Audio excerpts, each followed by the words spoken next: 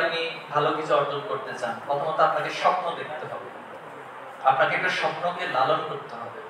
এই স্বপ্নটা আবার ঘুমিয়ে দেখলে হবে না, জীবন্ত থাকা অবস্থায় কাগজ কলম নিয়ে টেবিলে বসে খুব চিন্তাশীলতার সাথে এই স্বপ্নগুলো দেখতে হবে। তো এই স্বপ্ন দেখতে গিয়ে আমরা যদি কিছু মানুষের উদাহরণ দিই, যে আমরা কাজী নজরুল ইসলাম, তিনি কে ছিলেন?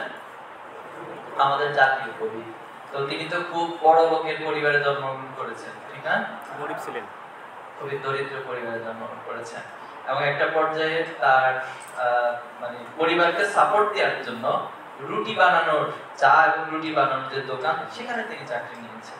পরবর্তীতে লেটো গানের দলে যুক্ত হয়ে তিনি লেখালেখিতে আস্তে আস্তে যুক্ত হলেন এবং একটা পর্যায়ে তিনি অসামান্য অবদান, এত কম বয়সে বাংলাদেশে বা বাংলা সাহিত্যে অসামান্য অবদান রেখেছেন এবং ইসলামী সাহিত্যেও তিনি বড় ধরনের অবদান রেখেছেন পুনর্জাগরণের জন্য।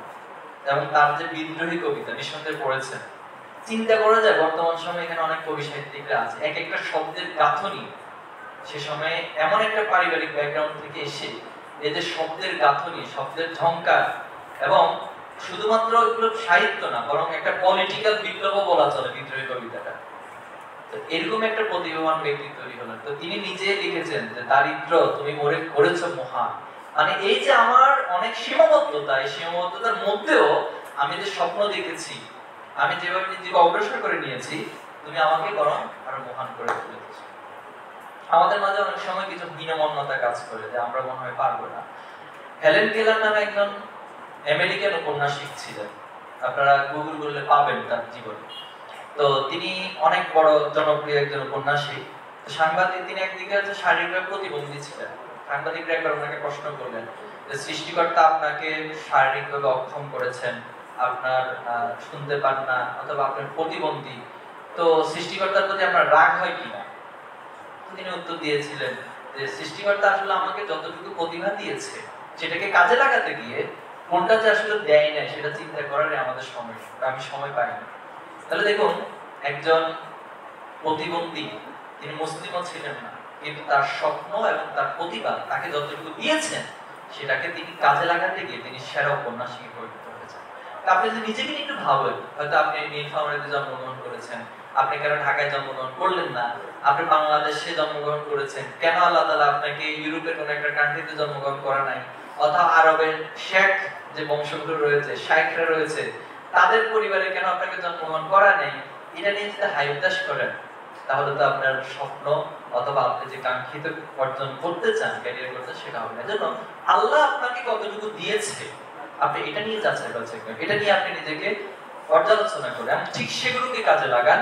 ইনশাআল্লাহ এই বাংলাদেশ থেকে আমাদের দৃঢ় বিশ্বাস, বাংলাদেশে যে মেধাবীর জন্ম হয়, বাংলাদেশকে যদি সঠিকভাবে গাইড করা যায়, নেতৃত্ব দেওয়া যায়, এবং বাংলাদেশের মেধাবীরা পৃথিবীর বিভিন্ন জায়গায়, গুরুত্বপূর্ণ জায়গাগুলোতে লিড করছে, অথচ এদেরকে যদি বাংলাদেশের জন্য কাজে লাগানো যায়, তাহলে বাংলাদেশ একটা অসাধারণ দেশে পরিণত হওয়া সম্ভব। আপনারা কি একমত আমার সাথে?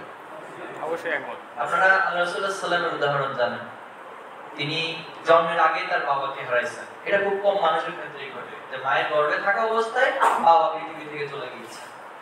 এরপরে তিনি জন্মগ্রহণ করার অল্প কিছুদিনের মাঝে তার মা ইন্তেকাল করলেন। এরপরে তিনি দাদার কাছে ছিলেন, দাদা ইন্তেকাল করলেন, চাচার কাছে ছিলেন, একটা বয়সে চাচা ইন্তেকাল। এইভাবে করে একজন মানুষ ছোটবেলা থেকে এই পরিবেশে বেড়ে ওঠা, এরপর সমাজের জাহিলিয়াতময় পরিবেশ দেখে তিনি সেটাকে পরিবর্তনের স্বপ্ন দেখা, একটা পর্যায়ে এসে আলহামদুলিল্লাহ সে জাহিলিয়াতময় সমাজকে একটা সোনালী সমাজে রূপান্তর করেছে।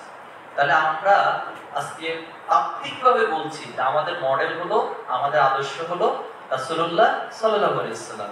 কিন্তু আল্লাহ রাসূল সাল্লাল্লাহু আলাইহি ওয়াসাল্লাম যেভাবে করে স্বপ্ন দেখেছেন, যেভাবে করে জাহিলিয়াতকে বিদরিত করেছেন, আপনাদের প্রশ্ন যে উঠে আসছে যে ভাই আগে তো অনেক কিছু এইভাবে হতো, এখনো তো সেগুলোই হচ্ছে, এগুলোকে দূর করার জন্য তো আপনাদেরকে আল্লাহ রাসূল সাল্লাল্লাহু আলাইহি ওয়াসাল্লামের মতো করে স্বপ্ন দেখতে হবে যে সমাজকে আমি জাহিলিয়াত মুক্ত করব, করার জন্য আমার কতটুকু সুযোগ রয়েছে, আমি নিজেকে কি কি যোগ্যতাগুলো আমার প্রয়োজন সেগুলোকে আমি অর্জন করব, এর মধ্যে দিয়ে সমাজ থেকে আমি জাহিলিয়াতকে বিতাড়িত করব।